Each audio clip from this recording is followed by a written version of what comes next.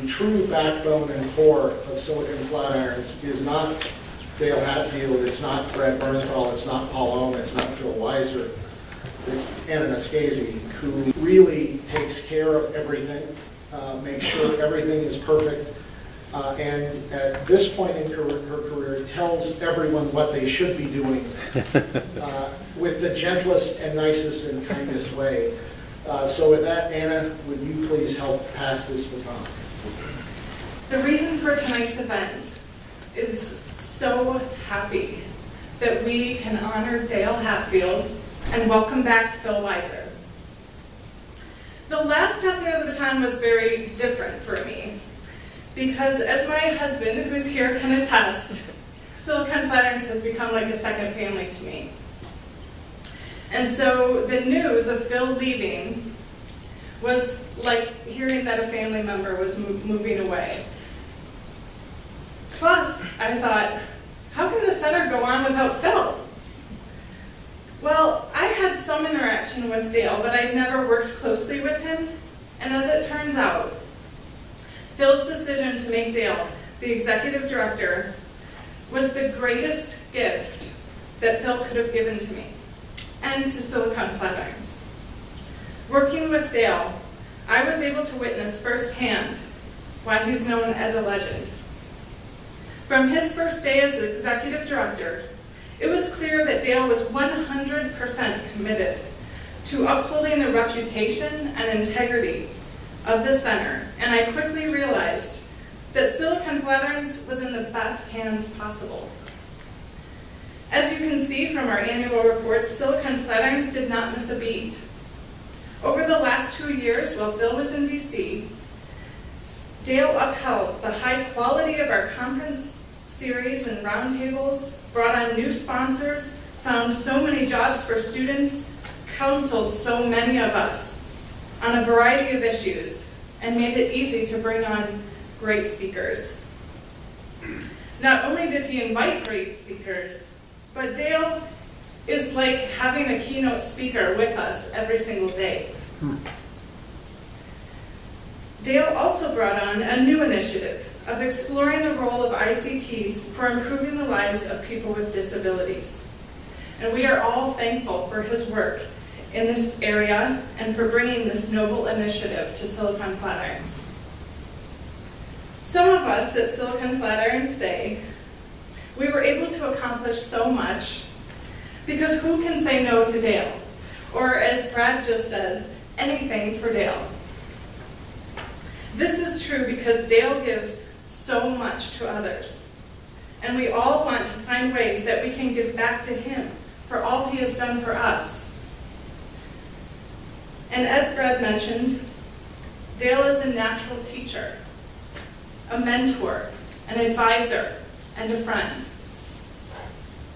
This talk is a little bit difficult for me because I know Dale doesn't like attention on him. But Dale, I really appreciate this opportunity from the bottom of my heart to say thank you.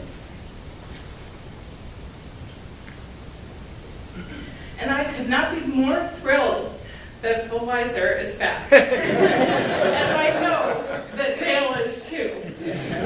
But I am equally as thrilled that I'm not saying goodbye to Dale and that he is staying here as a part of our team at Silicon Flatirons. No, as many of you know, Dale isn't going anywhere, and what we have been able to assemble here at Silicon Flatirons is quite a formidable posse of retired old guys. New Grandpa Preston Padden, with Dick Green and Joe Waz, who's now touring the continent. Dale, you can feel very happy to go join the posse of retired old guys and complain about how the new Silicon Flatirons is being ruined by the But one person who Silicon Flatirons certainly is not being ruined by, and who has carved out his own niche in a crucial and just overwhelming area of the issues of privacy and intellectual property. Let me call next on Professor Paul Ohm. I can tell you another person who doesn't like calling attention to herself as Anna Noschese. I'm quite overwhelmed by those comments, Anna. That was really lovely. Well delivered. It's also, I mean, this is a weird week for us all here with the passing of our dean.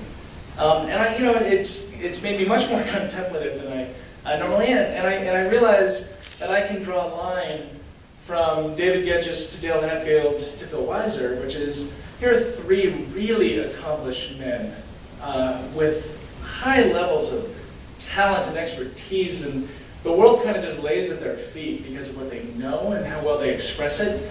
And yet, you would be hard-pressed to find anyone else who is as humble and as hardworking and self-effacing as these three gentlemen. And so I think it's a really wonderful thing to keep all of these people in mind as we celebrate Dale Hatfield tonight. Brad, as people always do with Dale, highlighted Dale Hatfield, the teacher. The thing that's always amazed me the most is Dale Hatfield, the student, right? I mean, I think for me, Dale Hatfield, more than anyone I know, is living the life of the mind. And it's so great to see you sitting, Dale, in that seat, because that's where I most often see you when I'm helping run a conference up here. And you're there in the front row, not to wave the flag, not because you feel it's your responsibility as executive director. If you weren't executive director, you would still be in that seat because you're learning, you're always learning. And to me, I think my interactions with Dale, I think I've been far too selfish because it's always Dale coming to me and asking me for what I think about this New York Times article or about some editorial that someone's written. They're always wrong, by the way. And so I think it's time as Dale gives up the mantle of the executive directorship for me to go learn at the feet of the master much more often than I have in the past. A couple last things I want to say in closing.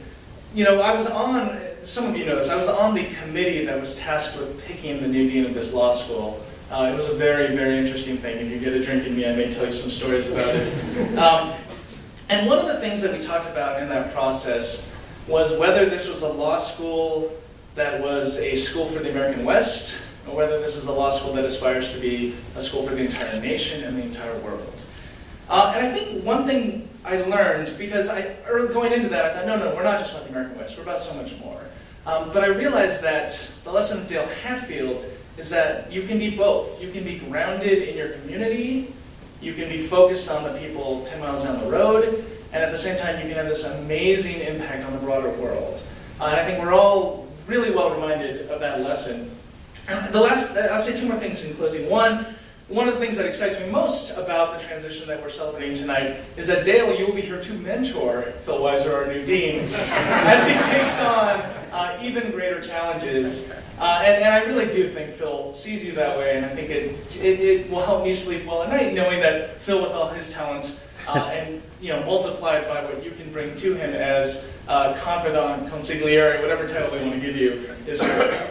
The last thing I will say is I will make a prediction about what you're going to see from Dale Hatfield in the years and decades to come. We were upstairs just now at our advisory board meeting, and Phil turned to Dale and said, "Dale, you get the last word." And Dale said, "I'm really excited to be handing this over because there's so much other work I want to do." Right? I mean, he took on VTech while he was executive director of Sullivan Flatirons, and I don't think this is kind of just an idle statement. You will see more of Dale. Dale will be more energized, more energetic. He poured that energy into us, and we're lucky for it. But I think the broader community will be even luckier to have Dale back in the weeks and months and years to come. Thank you.